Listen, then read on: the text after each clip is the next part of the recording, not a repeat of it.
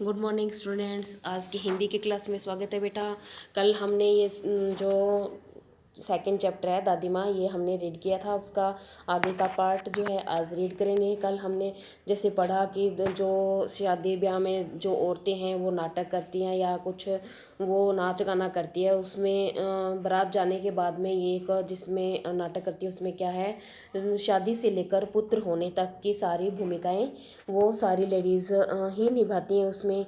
तो इसमें ये क्या है, जब ये लेखक और इसके मामा का बेटा जो बारात में नहीं गए थे, ये बरामदे में जब लेटे हुए थे चारपाई पे चादर, तो जब औरतों ने इस पे आपत्ति जताई भी ये लड़के यहाँ पर हैं, तब दादी ने उनको फटकार लगाई कि बच्चे और जो है ब्रह्मा के मन में कोई अंतर नहीं होता है, बच्चे भी ब्रह्मा का ही रूप होते हैं, इसलिए बेझिझक होकर क्या है वो अपना नाटक जो है कर सकती हैं। तो दादी माँ लेखक कह रहे हैं कि मुझे भी पास ही एक चारपाई पर चादर उड़ाकर दादी माँ ने चुपके से सुला दिया। कहाँ पर? जहाँ पर लेखक का जो ममेरा भाई था वो लेटा हुआ था, तो वहाँ पर क्या है, ये दादी माँ ने उन्हें चुपके से सुला दिया था। और बड़ी हंसी आ रही थी। सोचा कहीं ज़ोर से हंस दूँ तो भेद खुल जाएगा। मतलब लेखक क्या है, चुपके चुपके लेटे लेटे, और मतलब वो जो औरतें जो नाटक कर रही थी, अभिनय कर रही थी, गीत गान कर रही थी, उसको देखकर लेखक को बड़ी हंसी आ रही थी। लेखक कह रहे थे कहीं ज़ोर से हंस दूँ तो भेद खुल जाए, तो निकाल बाहर किया जाऊँगा।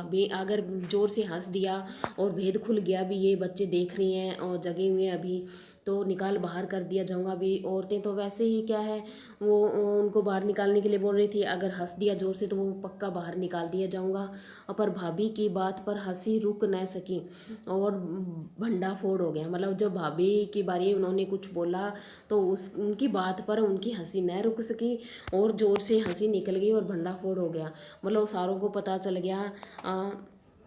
और देबू की माँ ने चादर खींच ली। मतलब वहाँ पे कोई जो पड़ोसिन थी, देबू की माँ, उन्होंने चादर खींच ली। कहो ओ दादी, यह कौन बच्चा सोया है, बेचारा रोता है, शायद दूध तो पिला दूँ।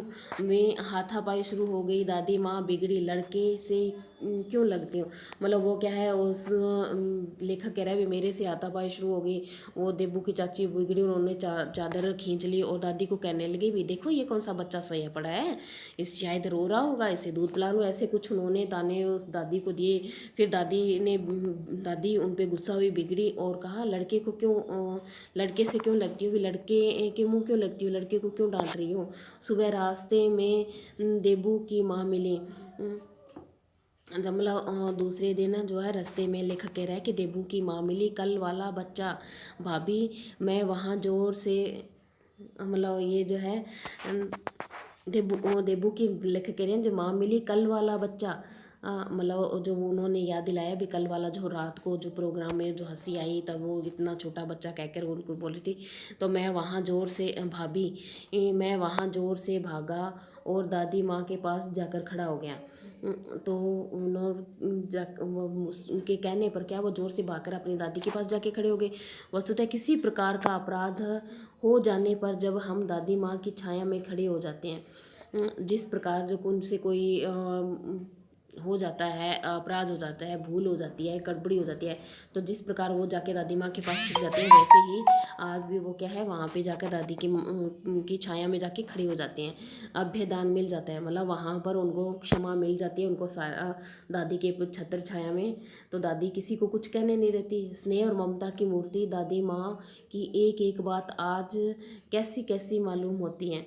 मतलब वो दादी माँ स्नेह और ममता की मूर्ति थी, उनकी एक एक बात जो है आज भी कैसी कैसी मालूम होती है, आज भी उनको याद रहती है। परिस्थितियों का वात्या चक्र जीवन को सूखे पत्ते सा कैसा नचाता रहता है, और परिस्थितियाँ का जो चक्र है वो जीवन को अपने अनुसार ही सूखे, जैसे हवा सूखे पत्ते को इधर से उधर कर देती है, अपने अकॉर्डिंग चलाती है, उसी तरह जो परिस्थितियों का चक्र है वो जीवन को भी अपने अनुसार ही चलाता है।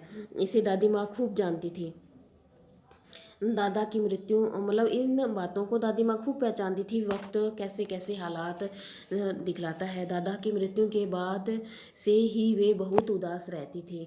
संसार उन्हें उन्हें धोखे की टट्टी मालूम होता था। मतलब यहाँ पे जो इन्होंने बताया भी दादी माँ उदास रहती थी दादा की मृत्यु बाद, और संसार उन्हें सिर्फ एक धोखा मात्र ही मालूम होता था। और दादी ने उन्हें स्वयं जो धोखा दिया, मतलब जो दादाजी के बारे में बोल रहे हैं भी, दादाजी ने उन्हें स्वयं यानी कि दादी को धोखा दिया। वे सदा उन्हें आगे भेजकर अपने पीछे जाने की झूठी बात कहा करते थे। वह कहते थे कि पहले आगे भेजकर तुम्हें आगे भेजकर तुम पहले जाओगे, फिर तुम्हारे पीछे पीछे मैं आऊँगा। ये झूठी बातें कहा करते। झूठी बातें क्यों होगी? क्योंकि दादाजी पहले चले गए, इसलिए ये बातें उन्हें झूठी मालूम हो रही थी। दादाजी की मृत्यु के बाद कुकुर मुत्ते की तरह बढ़ने वाले मुँह में राम, बगल में छुरी वाले दोस्तों की शुभचिंता ने परिस्थिति।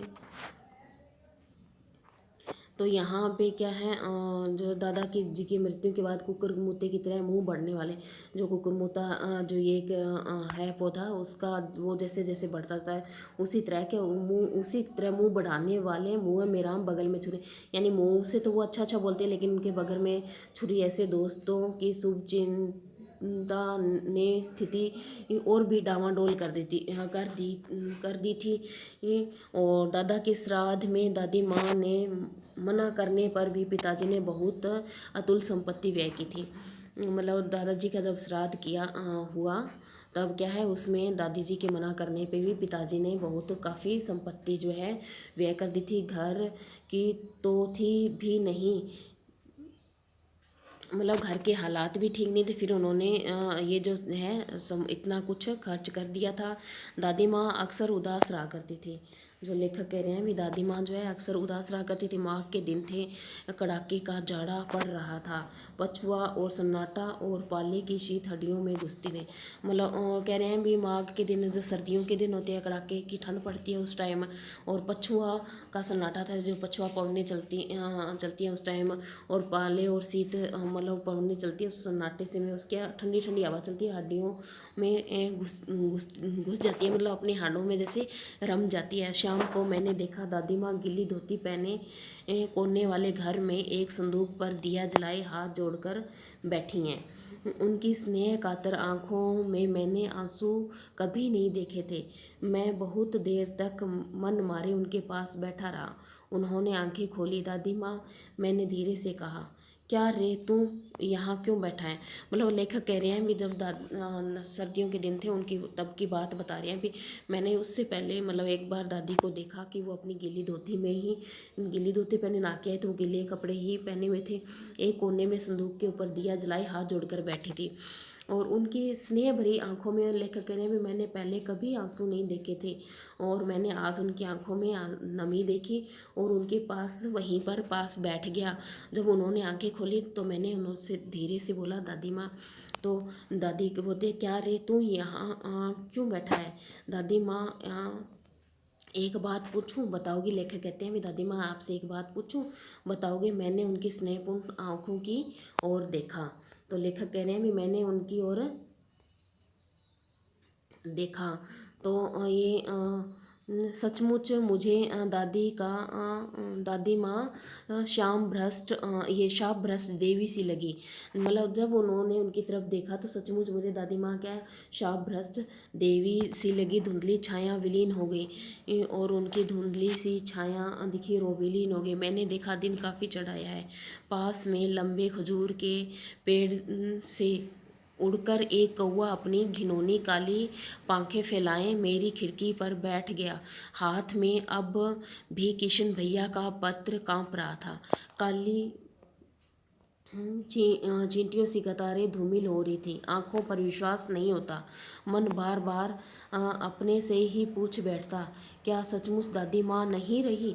जब मतलब ये जो है लेखक अपनी दादी माँ की ये पत्र पढ़ते पढ़ते ही सारी जो है बातों में खो जाते हैं भी, दिन की दादी कैसी थी।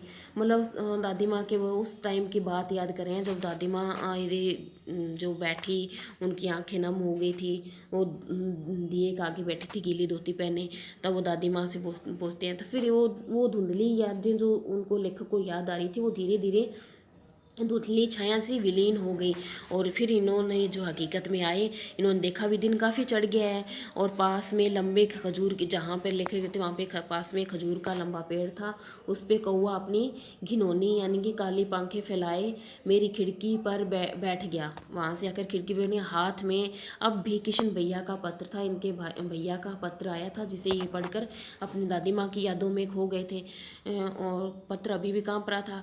काली चींटियों सी कतारें यानी कि जो लाइनें हैं वो आंखें नम होने के कारण काली चींटियों की कतारें से दिख रही थी, धूमिल होती जा रही थी। और भी वो जैसे लाइनें दिखना बंद होती जा रही थी। आंखों पर विश्वास नहीं होता भी उन्होंने, आंखों विश्वास नहीं हो रहा था भी उन्होंने ये पत्र में पढ़ा है कि भी अब दादी माँ नहीं रही। मन बार बार अपने से पूछ बैठता है, क्या सचमुच दादी माँ नहीं रही? उन्हें अपने मन पर, उसे अपनी आंखों पर, जिन्होंने ये जो पत्र पढ़ा है, विश्वास नहीं हो रहा था भी दादी माँ नहीं रही। इनका अपनी दादी माँ से काफ़ी लगाव था और उन्हीं यादों को हमारे साथ उन्होंने साझा किया है।